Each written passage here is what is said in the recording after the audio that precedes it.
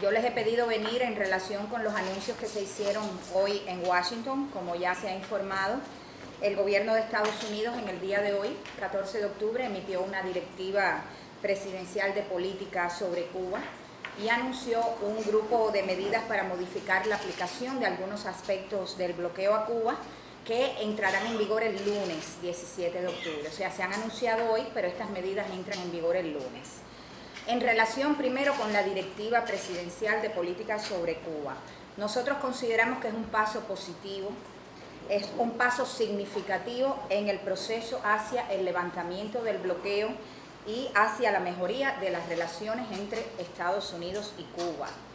En la directiva hay un reconocimiento a Cuba y a su gobierno como interlocutor legítimo e igual, así como a los beneficios que reportaría a ambos países y pueblos el logro de una relación de convivencia civilizada dentro de las grandes diferencias que existen entre los dos gobiernos. Consideramos importante que la directiva presidencial reconozca también la independencia, la soberanía y la autodeterminación de Cuba, que deben continuar siendo principios esenciales para el desarrollo de las relaciones entre los dos países. Sin embargo, cuando ustedes leen la directiva, nosotros ya lo hicimos, nos percatamos de que este documento no oculta el propósito de promover cambios en el ordenamiento económico, político y social de Cuba.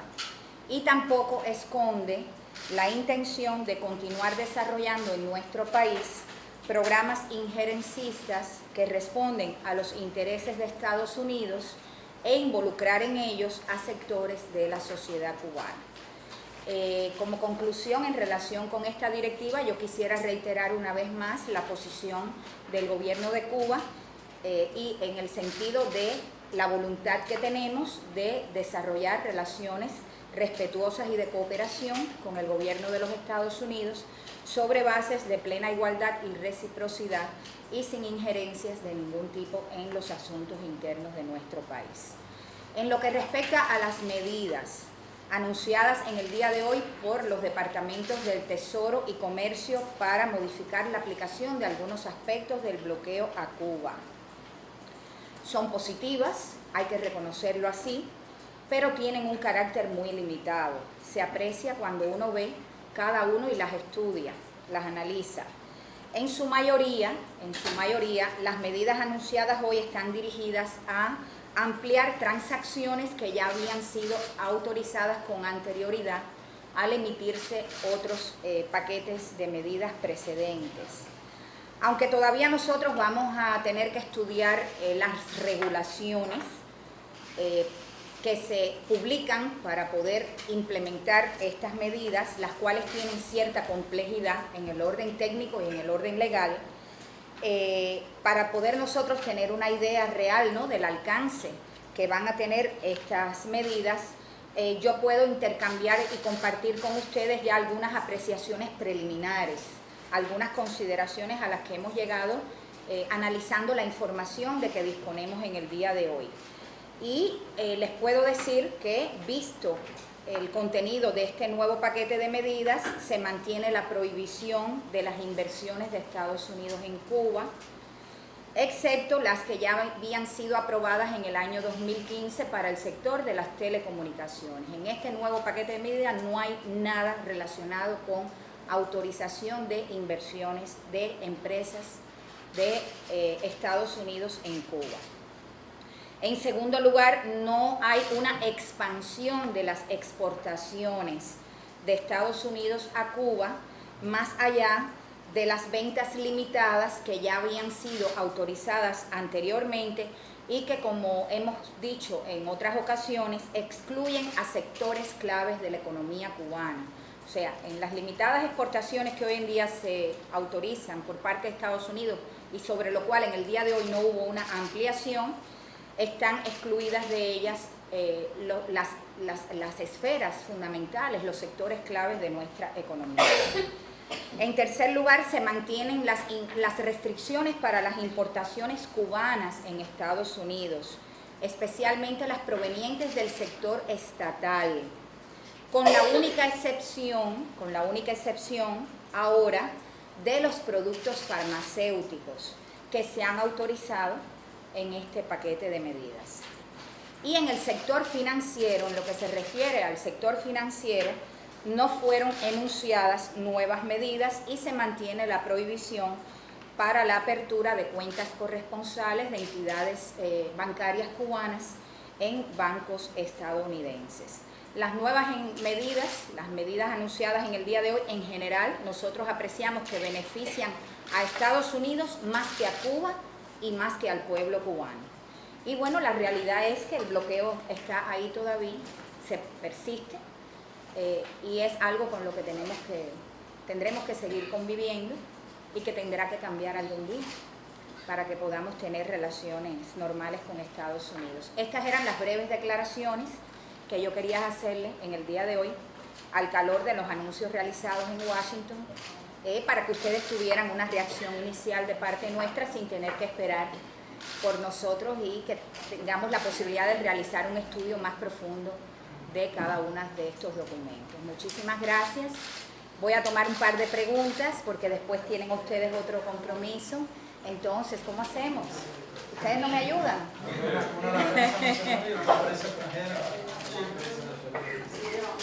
Machín, ayúdame. Sí, buenas tardes, soy Andrea. Sí. Más allá de estas medidas como tal, que como usted dijo, no parecen ser muy grandes en términos de la relación bilateral, como se está planteando, ¿cómo se está situando Cuba de camino a las elecciones en Estados Unidos? Y si creen que estas medidas de alguna forma logran el famoso blindaje que se espera de la administración Obama hacia la política hacia Cuba, que podría ser modificada por el Ejecutivo que viniera. Nosotros entendemos que esta directiva presidencial de política sobre Cuba es una política de este gobierno, de esta administración. De todas maneras, yo considero en lo personal que en el contenido de esa directiva presidencial se aprecian pautas, elementos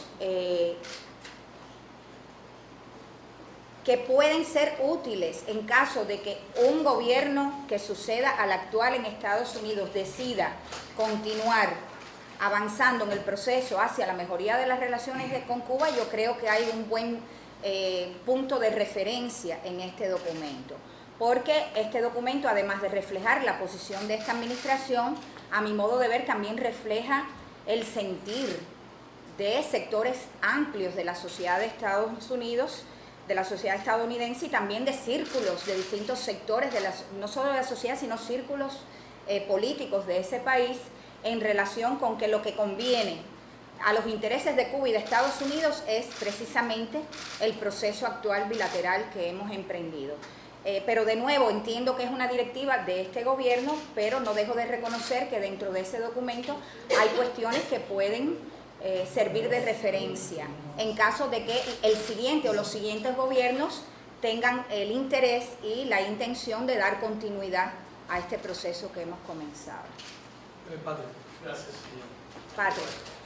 Susan Rice dijo en su discurso que antes las relaciones tenían planes secretos contra Cuba, pero ahora tienen una política transparente. ¿Usted está de acuerdo? Y si no, ¿cómo pueden negociar con un gobierno que supuestamente sí con planes subversivos contra el gobierno de Cuba? Mire, yo realmente he conocido a lo largo de todos estos años, más de 50 años, 55, solamente he tenido acceso a 2 directivas presidenciales de política sobre Cuba.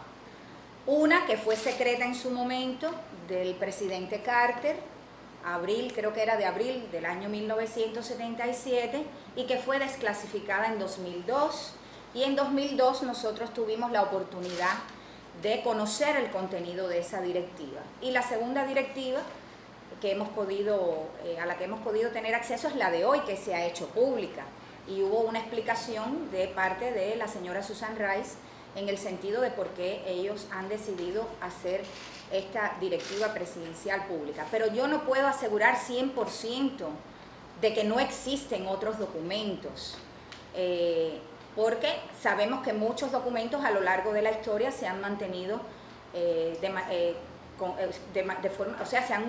mantenido de manera confidencial y han venido a conocerse a lo largo de los años. Usted me preguntaba que cómo nosotros seguimos negociando con un gobierno que no ha abandonado los planes subversivos hacia Cuba.